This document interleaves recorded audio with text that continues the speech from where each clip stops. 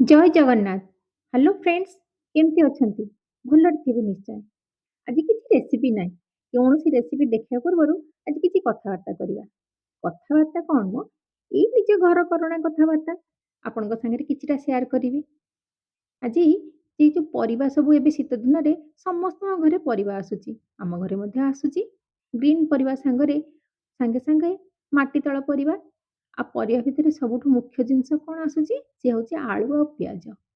କେବେ କେବେ ଆଳୁ ପିଆଜ ସାଙ୍ଗରେ ଆମ ଘରକୁ ଏ ଖୁମ୍ବ ଆଳୁ, ସାରୁ ଆଉ କନ୍ଦମୂଳ ଆସେ। କିନ୍ତୁ ସେ ଶୁଖି ସେ କନ୍ଦମୂଳ, ଖୁମ୍ବ ଆଳୁ, ସାରୁ ଶୁଖି ଫୋପଡ଼ା ହବ ପଛିକେ ତାକୁ ଯଦି ମୁଁ କେବେ କେମିତି ତରକାରୀରେ କି ସନ୍ତୁଳାରେ ପକେଇଦେଲି ତାହେଲେ ଗୋଟେ ମହାଭାରତ ସୃଷ୍ଟି ହୁଏ। ବିଶେଷ କରି ଏ କନ୍ଦମୂଳ। ଆମ ଘରେ କେହି ପସନ୍ଦ କରନ୍ତିନି। କିନ୍ତୁ ମୋତେ ବହୁତ ପସନ୍ଦ ଆସେ। ବିଶେଷ କରି ପୋଡ଼ା କନ୍ଦମୂଳ। ଆପଣମାନେ ମଧ୍ୟ ସେମିତି ଖାଉଥିବେ। ଆଚ୍ଛା, ଏଇ କନ୍ଦମୂଳରେ କଣ ରେସିପି ହୁଏ? ଯଦି ଆପଣ କିଛି କରୁଥିବେ ତାହେଲେ ମୋତେ କମେଣ୍ଟସରେ ଜଣେଇବେ। କେହି କନ୍ଦମୂଳକୁ ସନ୍ତୁଳାରେ ପକାନ୍ତି, ଘାଣ୍ଟ ତରକାରୀରେ ମଧ୍ୟ ପଡ଼େ, ଡାଲମାରେ ମଧ୍ୟ ପଡ଼େ। କନ୍ଦମୂଳରେ ମୁଁ ଦେଖିଛି ମିଠା ମଧ୍ୟ ତିଆରି ହୁଏ। ଆଚ୍ଛା, କେବେ ପିଠା କରିଛନ୍ତି କନ୍ଦମୂଳରେ? ଚାଲନ୍ତୁ ଆଜି ଏଇ କନ୍ଦମୂଳର ପିଠା ରେସିପି ଆପଣମାନଙ୍କ ସାଙ୍ଗେ ସେୟାର କରୁଛି। ଆମ ଘରେ ସିନା କେହି କନ୍ଦମୂଳ ଖାଆନ୍ତିନି, କିନ୍ତୁ ଯେବେ ପିଠା ତିଆରି କରିକି ମୁଁ ସେମାନଙ୍କୁ ଦେଲି ଖାଇବାକୁ, ବହୁତ ପସନ୍ଦ କଲେ। ତ ଭାବିଲି ଆପଣମାନଙ୍କ ସାଙ୍ଗରେ ମଧ୍ୟ ସେୟାର କରିଦିଏ। ତ ସେଥିପାଇଁ କନ୍ଦମୂଳକୁ 250 କନ୍ଦମୂଳକୁ ଭଲ ଭାବରେ ଧୋଇକି ଚୋପା ଛଡ଼େଇକି ତାକୁ ଛୋଟ ଛୋଟ କରି କାଟି ନେଇଗଲି।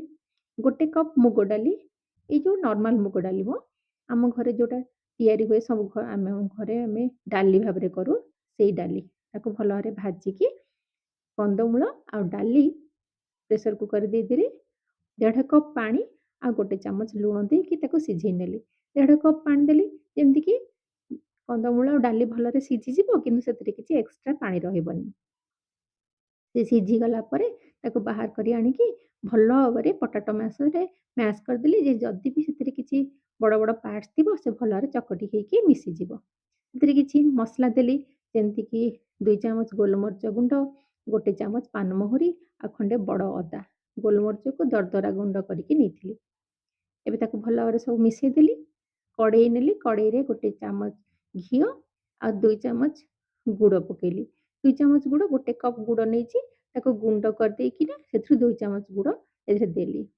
ଦେଇକି କଡ଼େଇରେ ଦେଇକି ଯେତେବେଳେ ଗୁଡ଼ଟା ଭଲ ଭାବରେ ମେଲ୍ଟ ହେଇଗଲା, ସେଇ ଯୋଉ କନ୍ଦମୂଳ ଆଉ ମୁଗ ଡାଲିକୁ ଚକଟିକି ରଖିଥିଲି ତାକୁ ସେଥିରେ ଦେଇକି ଭଲ ଭାବରେ ଭାଜିଦେଲି।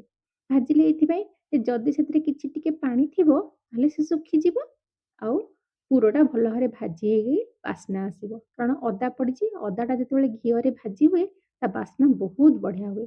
ଆଉ କନ୍ଦମୂଳ ମଧ୍ୟ ଭାଜି ହେଇକି ତା ବାସ୍ନା ବହୁତ ବଢ଼ିଆ ଭାବରେ ଆସିଲା। ଏବେ ପୁରକୁ ବାହାର କରି ନେଇ ସାରିଲା ପରେ ସେଇ କଡ଼େଇରେ 2 କପ୍ ପାଣି ଦେଲି, ଆଉ ସେଥିରେ 1 ଚାମଚ ଲୁଣ, ବାକି ଯୋଉ ଗୁଡ଼ ବଞ୍ଚିଥିଲା 1 କପ୍ ଗୁଡ଼ରୁ 2 ଚାମଚ ମୁଁ ୟୁଜ୍ କରିସାରିଥିଲି। ବାକି ଯୋଉ ଗୁଡ଼ ବଞ୍ଚିଥିଲା 1 କପ୍ ଗୁଡ଼ ତାକୁ ଏଥିରେ ଦେଇଦେଲି। ଯେତେବେଳେ ଗୁଡ଼ ମେଲ୍ଟ ହେଇକି ପାଣି ଭଲ ଭାବରେ ଫୁଟି ଉଠିଲା, 1 ଚାମଚ ସେଥିରେ ଘିଅ ପକେଇଲି, ଅଧା କପ୍ ସୁଜି। ସୁଜିକୁ ଦେଇକି ଭଲ ଭାବରେ ଘାଣ୍ଟିଲି, ଯେମିତିକି ସୁଜି ଭଲ ଭାବରେ ପାଣିରେ ମିଶିଯିବ। ପାଣିରେ ଯେମିତି ସୁଜି ମିଶିଗଲା, ସେଥିରେ 1.5 କପ୍ ଅଟା ଦେଇକି ଭଲ ଭାବରେ ଗୋଳେଇକି ଘୋଡ଼େଇ ଦେଲି। କିଛି ଜନ୍ତୁଣି କରିନି ମ, ଖାଲି ସେମିତି ଗୋଳେଇକି ରଖିଦେଲି ଯେମିତିକି ଅଟାଟା ଗୁଡ଼ ପାଣିକୁ ପୁରା ଟାଣି ନବ। ତାକୁ ଘୋଡ଼େଇ ଦେଲି।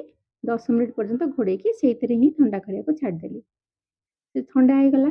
10 ମିନିଟ୍ ପରେ ତାକୁ ବାହାର କରିକି ହାତରେ ଯେତିକି ସହିପାରିବ ସେତିକି ଥଣ୍ଡା ହେଲା ପରେ ତାକୁ ଭଲ ଭାବରେ ଚକଟିଲି। ଅଳ୍ପ ଅଳ୍ପ ପାଣି ଟିକେ ଛିଞ୍ଚା ମାରିକି ତାକୁ ଚକଟି ଆଣିଲି। ଚକଟି ସାରିଲା ପରେ ତାକୁ କଣ କଲି ନା 2 ପାର୍ଟ କରିଦେଲି। କାରଣ ସବୁତକ ଏକାଥରେ ଚକଟି ହବନି। ତାକୁ 2 ପାର୍ଟ କରିକି ଗୋଟେ ପାର୍ଟକୁ ଏୟାର ଟାଇଟ୍ ଡବା ଭିତରେ ଭର୍ତ୍ତି କରି ବନ୍ଦ କରିକି ରଖିଥିଲି। ଏଟା ଗରମ ଅଟାଟା ନା, ତେଣୁ କଣ ହୁଏ ନା, ଯଦି ଆମେ ସେମିତି ରଖିଦବା ତାହେଲେ ସେତେବେଳେ ପିଠା କରିବା ବା ରୁଟି ବନେଇବା ତାହେଲେ ସେ କଣ ହବ ନା ଫାଟି ଯିବ। ତେଣୁ ଗୋଟେ ପାର୍ଟକୁ ରଖିଦେଲି, ଗୋଟେ ପାର୍ଟରେ ପିଠା ଗଢ଼ିଲି। ଯୋଉ ମୁଗ ପୁରକୁ ଭାଜିକି ରଖିଲି ତାକୁ ମଧ୍ୟ ଛୋଟ ଛୋଟ ଗୋଲା କରିକି ରଖିନେଲି, ଆଉ ଏଇ ଯୋଉ ଅଟା ଚକଟିକି ରଖିଛି ତାର ମଧ୍ୟ ଛୋଟ ଛୋଟ ଗୋଲା କରିକି ରଖିନେଲି। ତାପରେ ପ୍ରତ୍ୟେକ ଗୋଲାକୁ ପ୍ରଥମେ ଆଗ ଗିନାର ସେପ୍ ଦେଇକି ତା ଭିତରେ ପୁର ଦେଇକି, ମୁଗର ପୁର ଦେଇକି 2 ପଟ ଯାକ ପାଣି ହାତ ହେଇକି ତାକୁ ଏମିତି 2 ପଟକୁ ଭଲ ଭାବରେ ପ୍ରେସ୍ କରିକି ମୁଗ ପୁରକୁ ଭିତରକୁ ଭର୍ତ୍ତି କରିକି ଡିଜାଇନ୍ ବନେଇଲି। ଦଉଡ଼ିଆ ଡିଜାଇନ୍ ଏଇ ଯେମିତି ଗୋଟେ ପଟରୁ ଧରିକି ଧୀରେ ଧୀରେ ମୋଡ଼ିକି ମୋଡ଼ି ଚାଲିଲେ ସେ ଦଉଡ଼ିଆ ଡିଜାଇନ୍ ବାହାରି ପଡ଼େ। ଆପଣମାନେ ଏମିତି ବନାନ୍ତି ନା? କେହି ଯଦି ବନେଇଛନ୍ତି ମୋତେ ନିଶ୍ଚୟ କମେଣ୍ଟରେ ଜଣେଇବେ। ଆଜିକାଲି ତ ସବୁ ଛାଞ୍ଚ ବାହାରି ପଡ଼ିଲାଣି। ସମସ୍ତେ ଏଇ ଛାଞ୍ଚରେ ହିଁ କରୁଛନ୍ତି। କିନ୍ତୁ ମୁଁ ମୋ ଆଈ ମାଆଙ୍କଠୁ ଏମିତି ଶିଖିଛି, ତେଣୁ କରେ। ଯଦି ଆପଣ ଏମିତି କରି ନ ପାରୁଛନ୍ତି, ତାହେଲେ ପ୍ରଥମେ ଆଗ କଣ କରିବେ ନା, ଦି ପଟ ଯାକ ଅଟାକୁ ଦେଇ ସାରିଲା ପରେ, ପୁର ଦେଇ ସାରିଲା ପରେ ଦି ପଟ ଯାକ ଭଲ ଭାବରେ ଚାପିଦେବେ।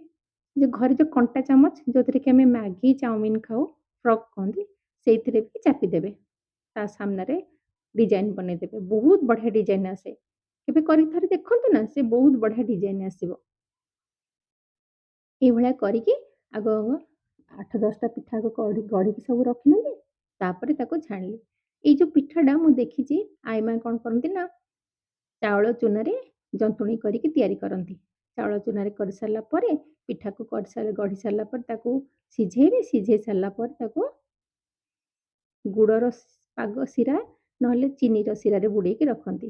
ମୁଁ କିନ୍ତୁ ଯେହେତୁ ଆଜି ଅଟା ଆଉ ସୁଜିରେ କରିଛି, ତେଣୁ ତାକୁ ଟିକେ ତେଲରେ ଛାଣି ଆଣିଲି। ଏମିତି ତ ଶୀତ ଦିନ, ସମସ୍ତେ ଟିକେ ତେଲ ଛଣା ଭଲ ପାଉଛନ୍ତି ଖାଇବାକୁ। ତେଣୁ କ୍ରିସ୍ପି କରିକି ଯେତେବେଳେ ଛାଣି ଆଣିଲି, ପିଠାର ବାସ୍ନାରେ ସିନା ଘର ଲୋକ ଆମର କନ୍ଦମୂଳ ଖାଆନ୍ତିନି, କିନ୍ତୁ ଯେତେବେଳେ କନ୍ଦ ଶାକର ପିଠା ବନେଇକି ରଖିଦେଲି, 15 ମିନିଟ୍ ଲାଗିଲାନି ତାକୁ ସଫାଚଟ କରିବା ପାଇଁ ବୋଲି। ତେଣୁ ଆପଣମାନେ ବି ସେମିତି କାକେରା ତ ବହୁତ ଥର ବନେଇକି ଖାଉଥିବେ। ଥରେ କନ୍ଦ ଶାକର ପିଠା ବନେଇକି ଖାଆନ୍ତୁ। ଆଉ କେମିତି ଲାଗିଲା ମୋତେ ନିଶ୍ଚୟ କମେଣ୍ଟସରେ ଜଣେଇବେ। ଯଦି ଭଲ ଲାଗିଲା ତାହେଲେ ଲାଇକ୍ କରିବେ, ସେୟାର କରିବେ। ଆଉ ଯଦି ପ୍ରଥମ କି ଆମ ଭିଡ଼ିଓ ଦେଖୁଛନ୍ତି ନା, ତାହେଲେ ସବସ୍କ୍ରାଇବ୍ କରିନେବେ।